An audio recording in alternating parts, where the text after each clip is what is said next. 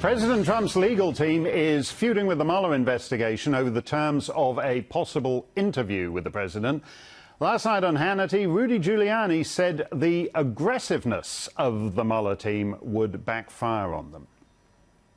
Where's the sense of justice on the part of Mueller, on the part of the Justice Department? People who hate Trump were put into primary positions of power.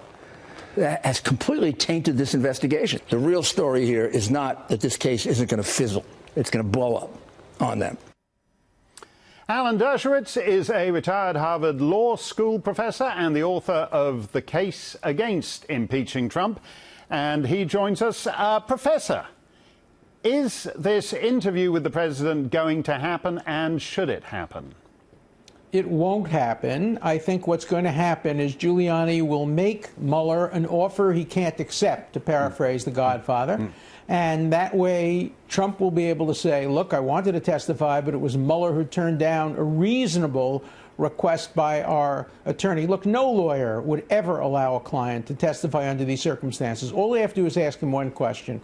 Did you know about the meeting in the Trump Tower with your son? If he answers that question truthfully, that he didn't know if that, in fact, is the truth, he could still be charged with perjury, lying to a government official, because we have Michael Cohen, who says he did know. And you never allow your client to say something that could be contradicted by another witness, because the prosecution can choose to believe that other witness.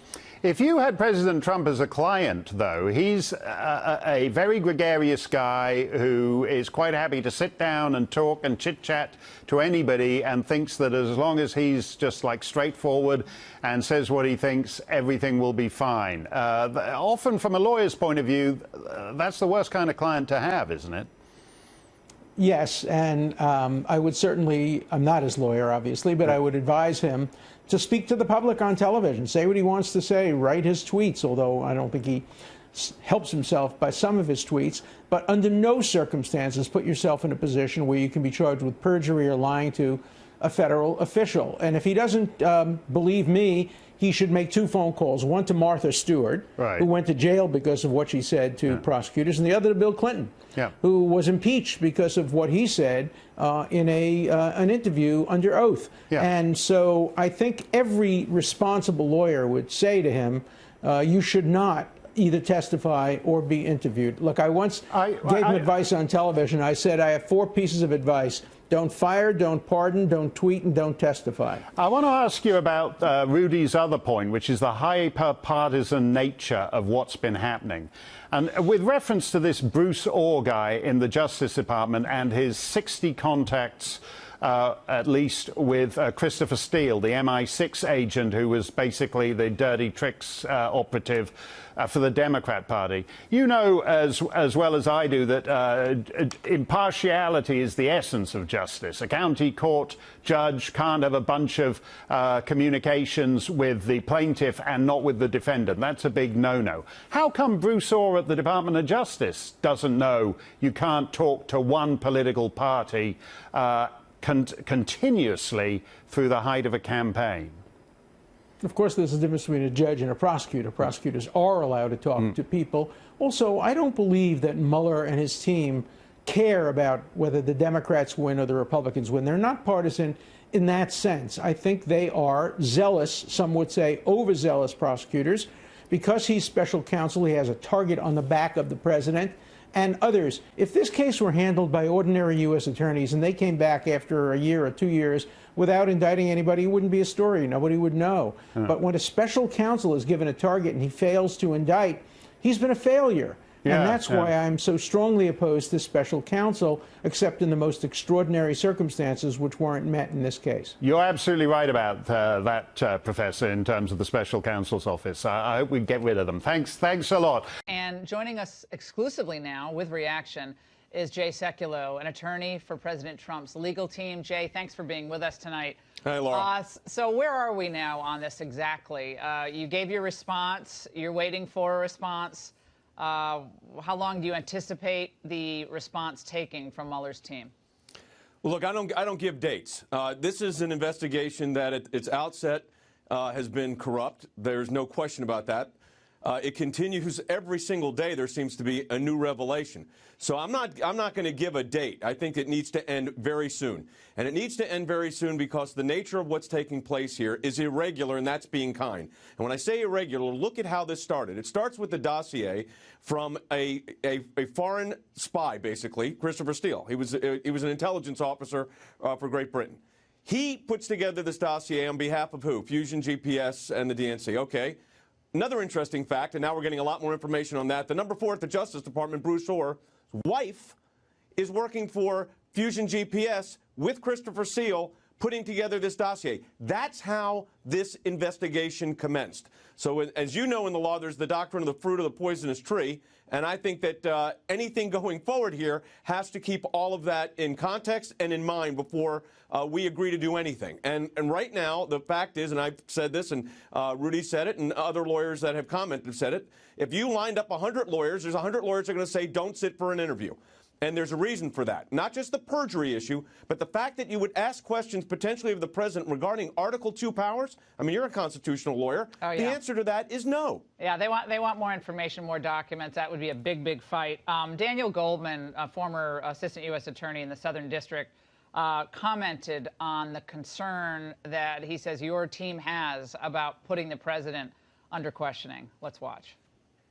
They're absolutely right to be concerned that if the president were to go into an interview with incredibly well-prepared prosecutors who have not just the president's tweets and his own statements, but, as Rudy Giuliani correctly pointed out, millions of documents, testimony from dozens of witnesses, they know the backstory much better than any of us sitting here know it. And when they questioned Donald Trump, he would lie within the first 30 seconds. That's being repeated. Can I respond to Daniel Goldman's statement? Today. Yeah, well, let me tell you something. Where do you think that the special counsel received the millions of documents and the witness interviews? It's because this president, unlike others, has decided that he would be completely transparent in the process. Yeah, but Jay, you don't know everything they have. You don't know everything they have. Of course not. Obviously. Of course not. And that's one of the pitfalls. I mean, I wouldn't put my client in this position to walk into a perjury trap with obstruction of justice. But why would you even give them a narrow opening on obstruction? Is it because, as some lawyers are saying, they'll say no? Because they're not going to want to be limited in their questioning on the obstruction angle, whatever perverse angle they have. Look, Laura, I've said this. I've been saying this for a year. I'll say it again. My thoughts and my view of the Constitution is they don't have the right to ask any of these questions. And I think that's supported not only by case law in the D.C. Circuit, but also by the structure of the Constitution itself. So I can assure you this tonight.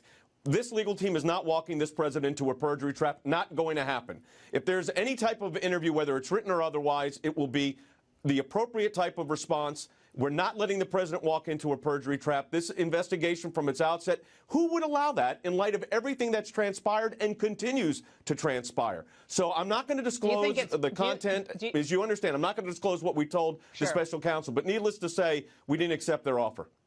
Do you think it's possible to get a fair 2 hours of questioning, knowing what you know now, with the new revelations about the makeup of the Justice Department, Bruce Orr, the new revelations about Christopher Steele? Do you think you could get 2 or 3 hours of reasonable but tough questions from the special counsel? Here's my response to that. I'm not inclined to believe at this point, in the nature and scope of where this investigation is, that there's such a thing as a fair shake. Now, that's not to say that something couldn't be arranged, but I will tell you this. My inclination, and I'm speaking here as a lawyer to the president, I'm also speaking for our legal team. We'll go back to the perjury trap. It is not going to happen. Thus, the question is, could they structure a series of questions that the president should answer under Article 2 of the Constitution? And I think the hurdle on that is very high for them, and they haven't established it at this point. Have you already briefed this for your legal team, Emmett Flood and the guys in the White House? Has this already been briefed in the event that this does go to court? Laura, you've known me for a long time. I don't just deal with a plan A and a plan B, and I'm one that practices before the Supreme Court. So the issue which you're pointing to is if there was an issuance of a subpoena, which is a serious question, and I do not think the Justice Department has the authority in this case and would authorize it, because Bob Mueller is not an independent counsel. He can't do that himself. Are we ready to go to court if we had to? You bet. Do I think we're going to have to? I don't think so. If we do, we'll do it. I mean, look, you got to protect not just this president, but the presidency. That's what's at stake here. The idea that, could you imagine every U.S. attorney that had an issue with the president of the United States could issue a subpoena for that president to testify? Now, the founders knew that wouldn't work, and that's why they structured 3 branches of government and separation of powers. Hey, Jay, thanks so much for joining us tonight. We Thanks, really Laura. appreciate it. The reality is, the real story here is not that this case isn't going to fizzle. It's going to blow up on them. The real question is what we talked about before.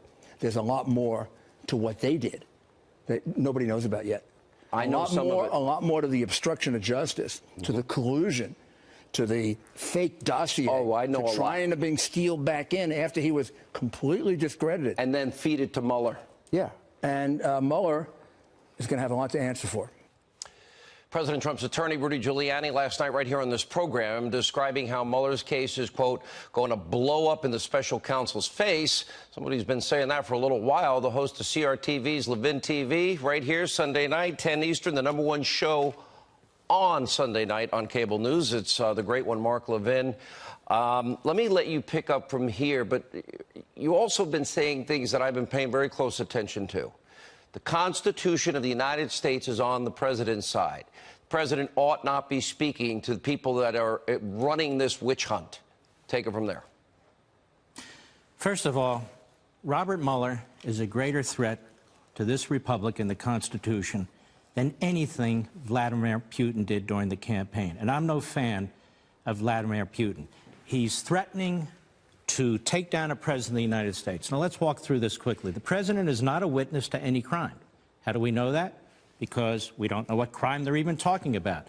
So he doesn't need to be questioned as a witness. President did not commit a crime. What crime did he commit? So he's not a target. He doesn't need to be questioned about that. According to the Department of Justice, a president can't be indicted.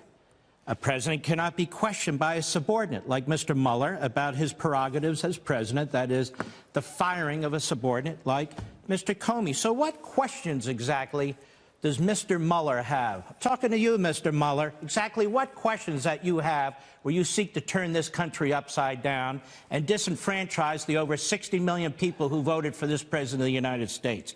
You are a plaything of the media. You are a plaything of the Democrats. You're a plaything of people within the Obama administration who sought from day one to take this president down. Now, the president of the United States is not an ordinary citizen. He must protect the Constitution. He has to protect the office of the presidency. He has to protect the president's prerogatives. He has to protect separation of powers. That's what this president is doing against this rogue prosecutor. It is Trump who has the white hat. It is Mueller who has the black hat. And the president's lawyers, should this go to court, are going to have a fantastic opportunity to expose Mr. Mueller, to question Mr. Mueller, to question where does he have his constitutional power under the Appointments Clause, to question him about whether he thinks a president can be indicted even though the Department of Justice says no, to question him to explain why, despite public report about the FBI, the CIA, the FISA report, the dossier, Hillary Clinton's association with Russians, we have Russians everywhere, but not with Trump. They're with Hillary Clinton, they're with Fusion GPS, they're with Mr. Bruce Orr over the Justice Department. No, this is important. Stay on that. They are everywhere. Russian lies sold to FISA court judges, a fraud committed on the court, not once, Mark, 4 times. Lies spread purposely to the American people. That sounds like the former Soviet Union, Mark Levin. So the question is, if Mr. Mueller is such a great prosecutor, why is he blind as a bat to all this that's taking place in this country? You want to pursue Russia, Mr. Mueller? I can find you a first-year law student who can show you what to pursue. The fact of the matter is, ladies and gentlemen of the court, the president wasn't a witness to a crime. He wasn't surrounded by Russians. The president didn't commit a crime. The president cannot be indicted. So, as I keep saying on this program, Mr. Mueller, you can leave the room and don't let the door hit you on the ass on the way out. We'll see you in court. And if they go to court, then it is an opportunity for the president's lawyers to expose exactly what's going on here. What should they do? This is important. Focus on that. Well, I think what they should do is not only ask the court to explain what authority Mr. Mueller has to do what he's doing, given the ridiculous appointment that he received that is so broad it's preposterous. And if you can indict a sitting president, you better have a damn good reason to want to sit down with him and question him. These questions, if they're to be asked at all, have to be very, very narrow. I wouldn't sit down with him and answer any question. The fact of the matter is there is no obstruction of justice. He wasn't a witness to a crime. He didn't commit a crime. He can't be indicted. Mr. Mueller can't question him about presidential prerogatives. So what the hell is the point of this whole thing other than to set him up for impeachment because the Democrats and the media want to remove a president who was elected by over 60 million people to disenfranchise all of us? What's the point of this other than that? That's why we call you the Great One. Mark Levin, thanks for being with us. Don't forget, Life, Liberty, Levin, every Sunday night, 10 Eastern, #1 show on cable that night. Don't miss it.